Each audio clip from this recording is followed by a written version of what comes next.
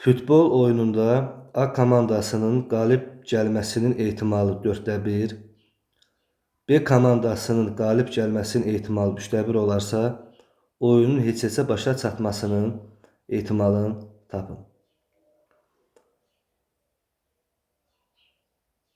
Burada 3 variant mümkündür. Birinci variantda A komandasının tutması. Təbii ki, A komandası udanda B komandası uduzar. İkinci variantda B komandasının tutması. Yenə təbii ki, B komandası udanda A komandası uduzar. Üçüncü variantda isə oyunun heç-heçə bitməsi. Yəni heç bir komandanın qalib gəlməməsi. Bu üç hadisənin ehtimalları cəmi bərabərdir 1 olacaqdır. İndi biz yazaq ki, A komandasının qalib gəlməsi ehtimalı 4/1'dir. Qalib olduğuna görə bura üstəgəlmə qoyuruq. Onda uduzması hadisəsinin ehtimalını tapanda 1-dən çıxacam 4/1. Onda A komandasının uduzması hadisəsinin ehtimalı olacaqdır 4/3. B komandasında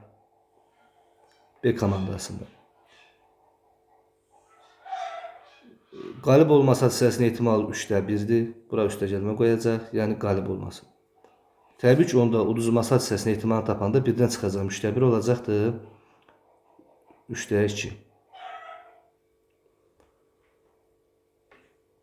İndi biz nəyi tapırıq? Biz heç olmasa bir komandanın qalib gəlməsi hadisəsinin ehtimalını tapaq. Bax, buradan biz yazaq. Buradan yazaq. Heç olmasa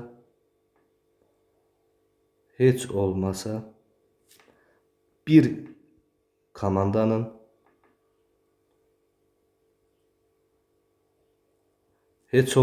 komandanın qalib gəlməsi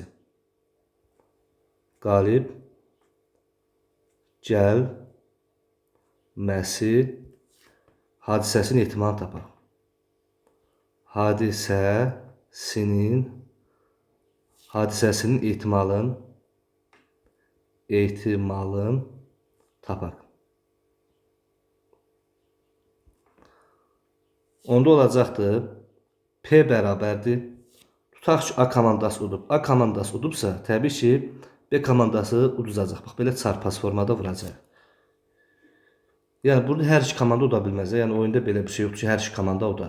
Yəni bu təbii haldır. Ya ikisindən biri uduzmalıdır ya da hissə olmalıdır. Ona görə təsəvvür edək ki, A komandası udubsa 4/1. B komandası uduzar. Vur 3/2. Üstəgələk. İkinci variantda isə tutaq ki, B komandası udub. B komandası udubsa, A komandası nə olacaq? Uduzacaq. Üstəgələk. 3/1 vur 4/3. Bu da bərabər eləyəcəkdir 12/2 üstəgələk 12/3. Bu da bərabərdir 12/5. Deməli, heç olmasa bir komandanın qalib gəlməsi hadisəsinin ehtimalı 12/5 olacaq. Yenə deyirəm, burada sizə sual yarana bilər, niyə hər ikisi qalib gəlməlidir? Burada bu mümkün deyil və yaxud da ki, hər ikisinin qalib gəlməsi, hər ikisinin uduzması mümkün deyil. Ya A komandası tutmalıdır, ya B komandası, ya da oyun heç-heçə bitməlidir. Deməli, heç olmasa bir komandanın qalib gəlməsi hadisəsinin ehtimalı oldu neçə? Oldu 12/5. Onda oyunun heç-heçə başa çatmasının hadisəsinin ehtimalını tapaq. İzahın əvvəlində dediyim kimi, ya A komandası udar, ya B komandası udar, ya da ki, oyun heç-heçə olar. Bu hər üç hadisəsinin ehtimalları cəm 1 olacaq. Onda mən 1-dən çıxacam. Heç olmasa bir komandanın qalib gəlməsi hadisəsinin ehtimalını çıxacam. 12/5'i çıxacam. Bu da bərabər olacaq 12/7. Onda cavab 12/7. Yəni oyun heç-heçə başa çatmasının hadisəsinin ehtimalı olacaq 12/7. Sağ olun. Dinlədiyiniz üçün təşəkkür edirəm.